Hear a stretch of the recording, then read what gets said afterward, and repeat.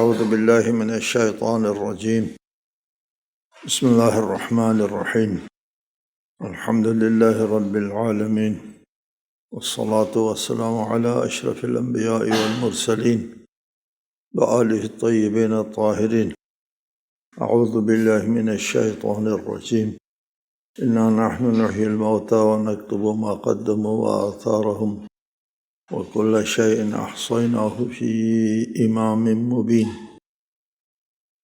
سورہ یاسین آیت 12۔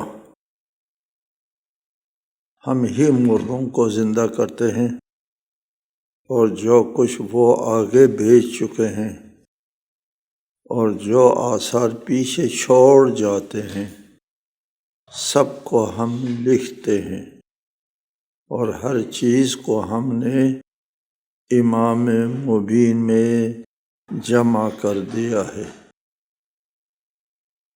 ہماری بحث آیت کے سلسلے میں پہلے گفتگو پچھلے درس میں ہو گئی۔ ہماری بحث پہنچی تھی امام مبین تک۔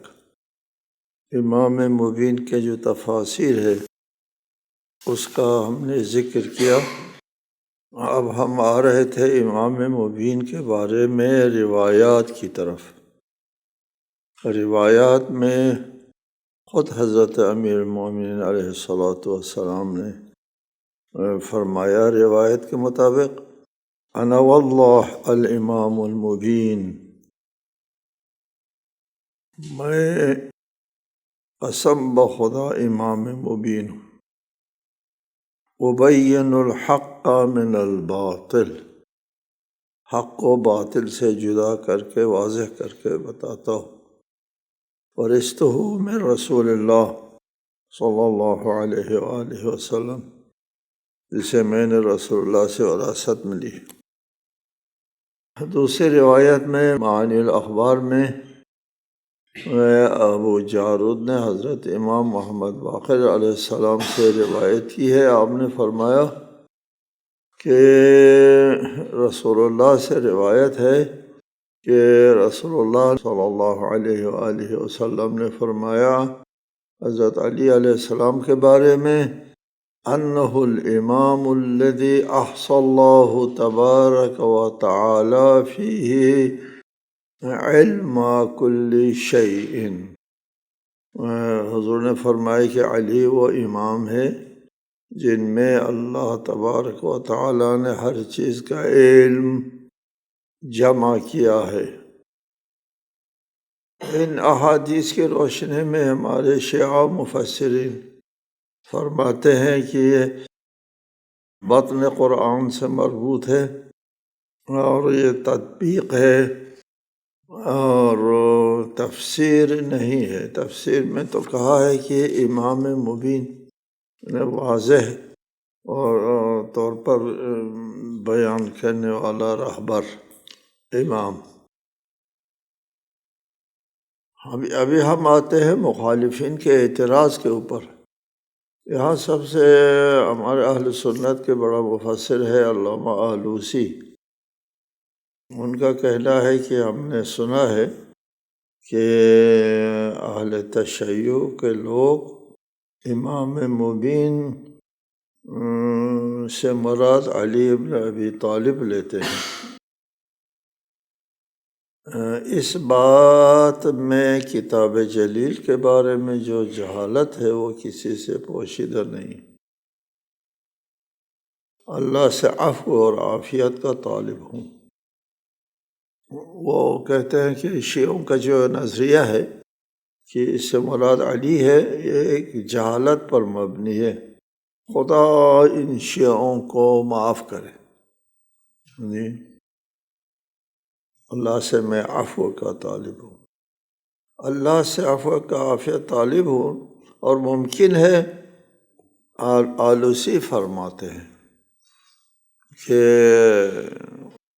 اس بات کے بعد ممکن ہے ان کی مراد یعنی شیعوں کی مراد وہی ہو جو اہل تصوف مراد لیتے ہیں، جو صوفی لوگ مراد لیتے ہیں، شیعہ لوگ بھی اسی قسم کی کوئی چیز مراد لیتے ہوں۔ صوفی لوگ کیا مراد لیتے ہیں؟ وہ اپنے اصطلاح میں انسان کامل کو کتاب مبین کہتے ہیں۔ صوفی لوگ انسان کامل کو کتاب مبین کہتے ہیں۔ اس سے جہالت کا معاملہ کچھ ہلکا ہو جاتا ہے۔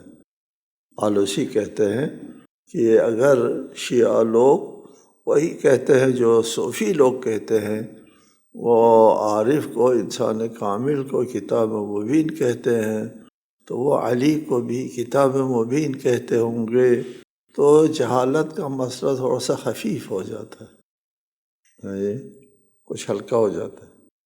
امام علی کرم اللہ وجہ کے کمال کا تو صرف ناقص العقل اور بے دین ہی انکار کر سکتا ہے۔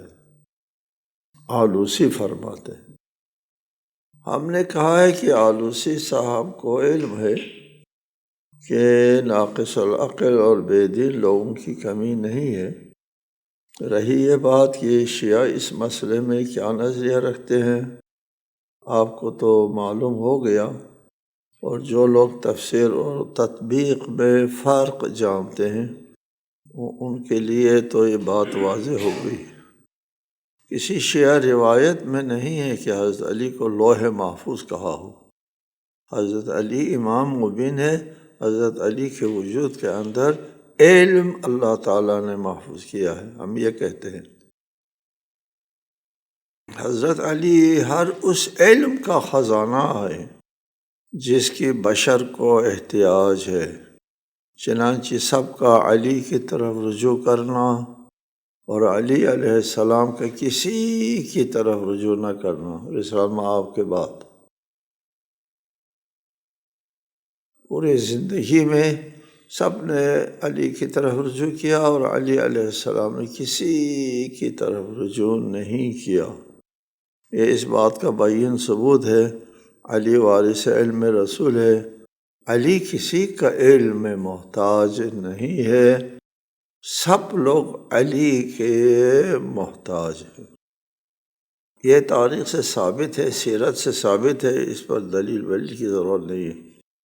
اگر کوئی صوفی یہ دعویٰ کرے کہ اسے علم علی کے سمندر میں سے ایک قطرہ حاصل ہے، وہ اسے انسان کامل کہلائے، اس صوفی کو انسان کامل کہلائے، اور امام مبین کا اطلاق کرے اس شخص پر، اس صوفی پر، تو یہ آپ کی نظر میں درست بھی ہے اور آپ کی نظر میں جہالت کا معاملہ ہلکا ہو جاتا ہے، لیکن ہماری نظر میں اس سے جہالت کا معاملہ سنگین ہو جاتا ہے۔ کیوں؟ اس لیے کہ قطرے کو امام مبین کہنا جہالت نہ ہو، اور سمندر کو امام مبین کہنا جہالت ہو۔ مَا لَكُمْ كَيْفَ تَحْكُمُونَ۔ تفسیر روح البیان میں علامہ اسماعیل حقی بروسوی لکھتے ہیں، وَاعْلَمْ أَنَّ قَلْبَ الْإِنسَانِ الْكَامِلِ إِمَامٌ مُبِينٌ وَلَوْحٌ إِلَٰهِيٌّ۔ تفسیر روح البیان میں آیا ہے کہ انسان کامل کا دل جو ہے وہ امام مبین ہے اور لوح الہی ہے، فیہ انوار الملکوت منقشۃ، اس مومن کے دل میں ملکوت کے انوار روشنیاں منقش ہے، وہ اسرار الجبروت ممتبعۃ، اور جبروتی اسرار جو ہے اس میں ثبت ہے۔ یہ کہتے ہیں کس کے بارے میں؟ قلب الانسان الکامل، جو انسان کامل جس کو یہ سمجھتے ہیں۔ اور اس سے پہلے، اس عبارت سے پہلے وہ تاویلات نجمیہ کی عبارت نقل کرتے ہیں، اس میں ہے وَكُلَّ شَيْءٍ مِّمَّا يَتَقَرَّبُونَ إِلَيْنَا أَحْصَيْنَاهُ فِي إِمَامٍ مُّبِينٍ۔ ہر وہ چیز جس سے اللہ کی قربت حاصل ہوتی ہے وہ ہم نے امام مبین میں جمع کیا ہے، اے اثبتنا آثارہ، ہم نے اس کے آثار جو ہے اس میں جمع کیا ہے، اس صوفی میں۔ ہمارے یعنی اللہ کے محبوب لوگوں کے دلوں کے لوح محفوظ میں، جی یعنی عارفان کے جو دل ہے اس کو لوح محفوظ بھی کہا ہے۔ عارفان کے جو عارفوں کا جو دل ہے وہ لوح محفوظ ہے، اس میں ہم نے ہر وہ بات ثابت کیا ہے۔ ہم نے یہاں پر کہا ہے اس قسم کے عبارتوں کو پڑھنے کے بعد، اس قسم کے عبارت پڑھنے کے بعد جہالت کا مسئلہ جس قدر آپ کے لیے ہلکا ہو جاتا ہے اسی قدر ہمارے لیے سنگین تر ہو جاتا ہے۔ کہاں علی اور کہاں آپ کے صوفیان کرام جو عرفان، علم اور تقویٰ میں بے شک آپ کے نظر میں انسان کامل ہے، مقدس لوگ، عارف لوگ ہیں، لیکن ان کا علی کے ساتھ نسبت دینا جی اس سے ہمارے لیے مسئلہ جہالت سنگین ہو جاتا ہے۔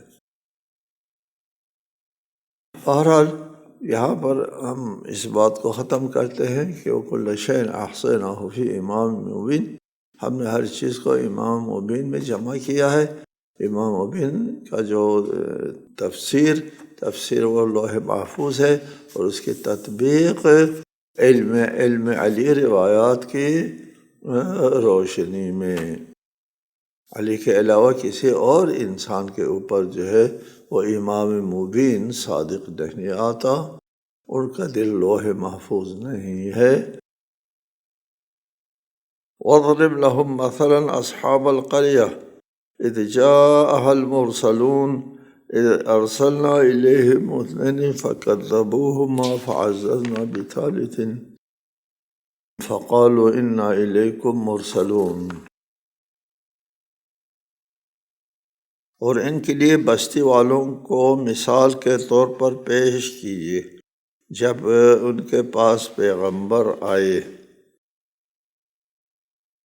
جب ہم نے ان کی طرف 2 پیغمبر بھیجے تو انہوں نے تکذیب کی، پھر ہم نے تیسرے سے انہیں تقویت بخشی تو انہوں نے کہا ہم تو تمہاری طرف بھیجے گئے ہیں۔ وَاضْرِبْ لَهُمْ مَثَلًا أَصْحَابَ الْقَرْيَةِ، یہ مکہ والوں کے لیے مکہ کی اس بستی کی مثال پیش کریں جن کی طرف ہم نے 2 پیغمبروں کو بھیجا تھا۔ اکثر مفسرین اس آیت کے ذیل میں بیان کرتے ہیں کہ حضرت عیسیٰ نے 2 مبلغین بھیجے تھے شہر انطاکیہ، شام کے شہر انطاکیہ کی طرف، اور پھر ان لوگوں نے حضرت عیسیٰ کے مبلغین کو تکذیب کی، رد کیا۔ یہ لکھتے ہیں شہر انطاکیہ جو ادھر شام میں ہوتا ہے، لیکن سیاق آیت جو ہے وہ اس روایت کی تائید نہیں کرتا۔ آیت کا یہ فرمانا ہے کہ ہم نے، اللہ تعالیٰ فرماتا ہے ہم نے ان کی طرف رسول بھیجے۔ وَاضْرِبْ لَهُمْ مَثَلًا أَصْحَابَ الْقَرْيَةِ إِذْ جَاءَهَا الْمُرْسَلُونَ إِذْ أَرْسَلْنَا إِلَيْهِمْ اثْنَيْنِ، ان کے پاس مرسل لوگ آ گئے۔ مرسل اللہ تعالیٰ ہمیشہ ان لوگوں کے لیے استعمال فرماتا ہے جن کو اللہ تعالیٰ نے نبی بنا کر کے بھیجا ہے۔ اس روایت کا کہنا ہے حضرت عیسیٰ کا مبلغ 2 گئے تھے شہر انطاکیہ میں، مبلغ کو خدا نے کہا ہے مرسلون، یہ مرسل ہے۔ یہ روایت جو ہے وہ اس آیت کی تعبیر کے مطابق نہیں ہے۔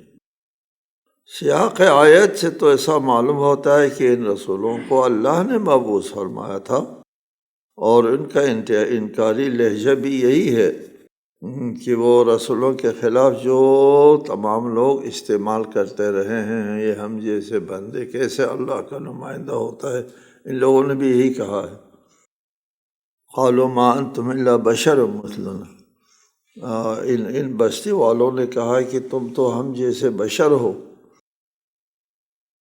یہ ان لوگوں کے لیے کہا جاتا ہے جو اللہ کی طرف سے رسول ہونے کی دعویٰ کرتے ہیں کہ ہم اللہ کی طرف سے پیغام لے کر آئے ہیں، تو ان کو مشرکین جو ہے ہمیشہ وہ اس قابل نہیں سمجھتے تھے کہ انسان اللہ تعالیٰ کی سفارت کی منزلت پر فائز ہو جائے، اللہ کا نمائندہ بن کے بشر نہیں آ سکتا، بشر میں یہ استعداد قابلیت نہیں ہے۔ بشر کیا ہوتا ہے؟ وہ اللہ کا رسول بن کر آئے، نہیں ہوتا۔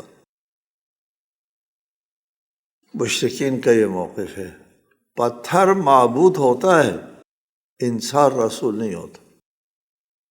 یہ مشرکین، جاہل مشرکین کی منطق ہے۔ چنانچہ واضرب لہم مثلا اصحاب القریہ، ان مکہ والوں کے لیے بھی مثال کے طور پر پیش کرو کہ اس بستی والوں کا حال بھی، کہ انہوں نے بھی رسول کو کہا تھا کہ تو اب جیسا بشر ہے۔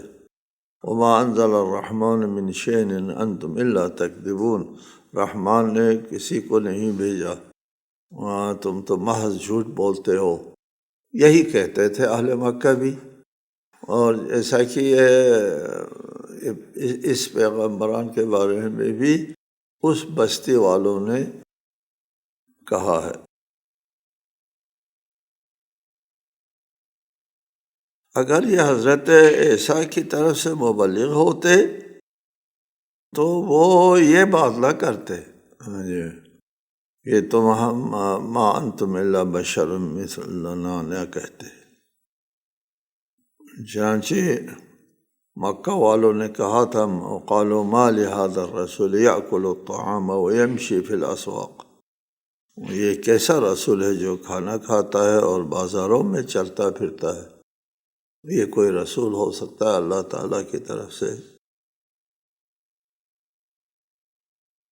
اسی جگہ ابشر منا واحدا نتبعہ، کیا اپنوں میں سے ایک بشر کی پیروی کرے ہم، کہتے تھے۔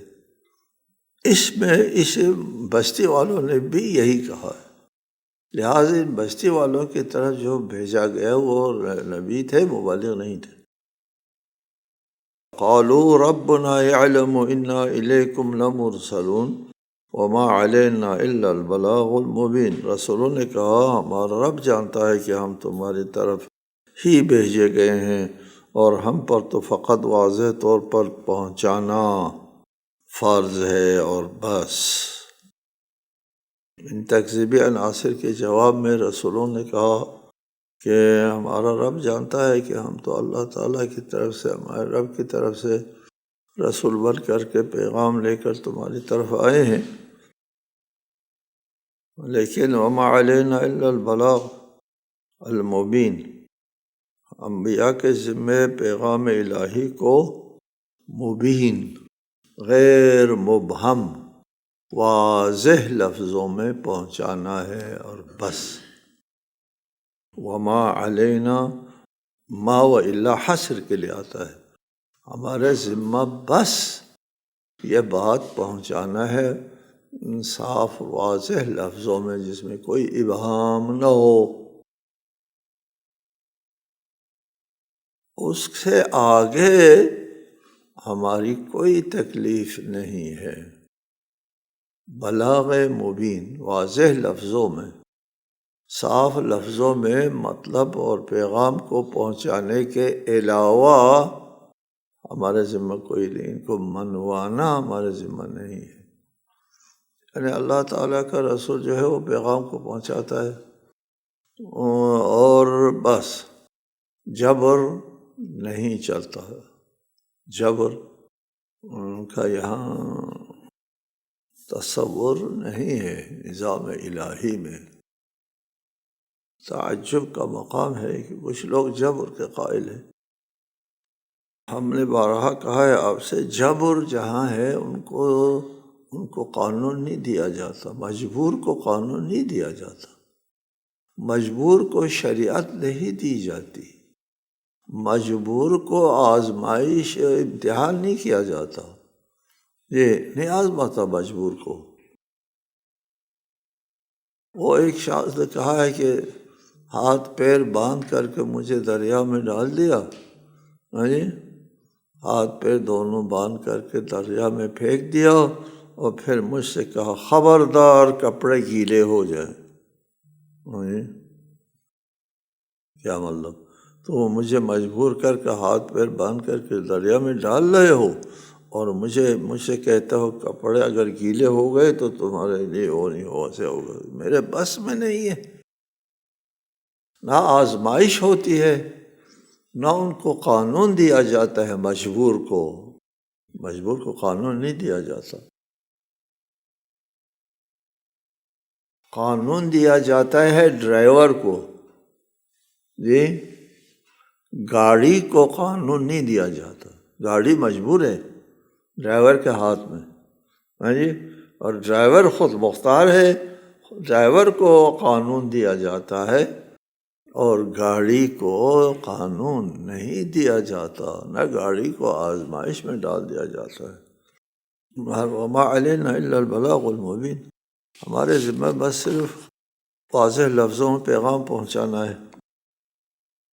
قالوا انا تطیرنا بکم لئن لم تنتہوا لنرجمنکم ولیمسنکم منا عذاب علیم۔ بستی والوں نے کہا ہم تو تمہیں اپنے لیے بدشگون سمجھتے، اگر تم باز نہ آئے تو ہم تمہیں ضرور سنگسار کر دیں گے، اور ہماری طرف سے تمہیں دردناک عذاب پہنچے گا۔ جی وہ جب پہنچے تو وہاں کوئی بھی واقعہ ہوا، اس کو ان آنے والے رسولوں کے بدشگونی قرار دے دی۔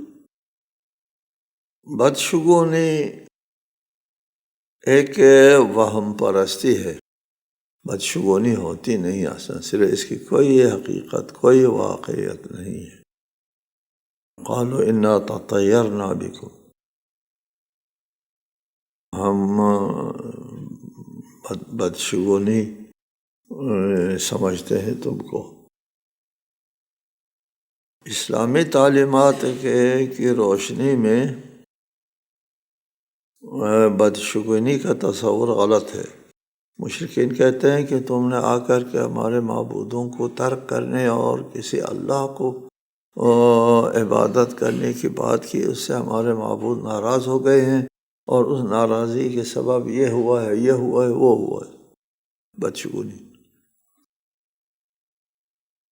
حدیث میں ہے، ہمارے ہاں احادیث ہے، اس حدیث میں ایک لفظ ہے جو قابل توجہ ہے، یہ سرایت کرنے، بدشگونی اور شومی کی حقیقت نہیں ہے۔ یہاں یہ جو بدشگونی ہے، بدشگونی اس حدیث میں لا عدوہ محل تأمل ہے، لا عدوہ جو ہے وہ صحیح نہیں۔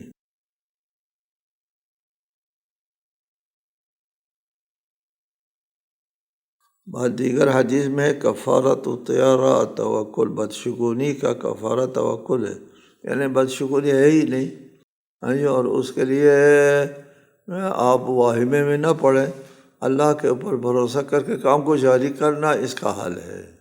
بدشگونی سمجھ کر کے رکنا نہیں، موقف تبدیل نہیں کرنا۔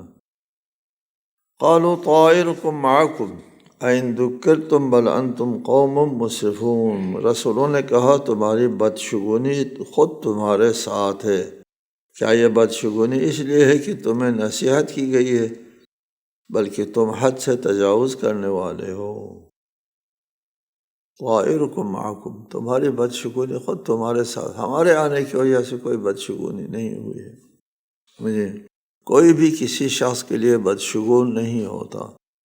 ہمارے یہاں بہت سے ہے ادھر بھی بدشگونی کا، وہ کوا آتا ہے تو پھر مہمان آتا ہے، جی عربوں میں ہے کوا بولتا ہے تو کوئی کسی کی موت آ جاتی ہے۔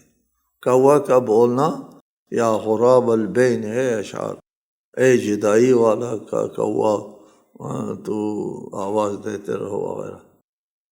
یہ واہمہ ہے، کوا کے آنے سے نہ مہمان آتا ہے نہ کوا کے بولنے سے کوئی مرتا ہے، دونوں نہیں ہوتا۔ یہ طائرکم معکم ان ذکرتم،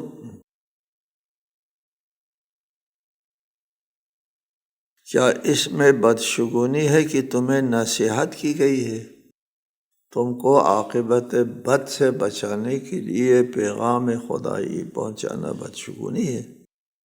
بل انتم قوم مسرفون، بدشگونی تمہاری یہ ہے کہ تم تجاوز کرنے والے، حد سے آگے جانے والے قوم ہو۔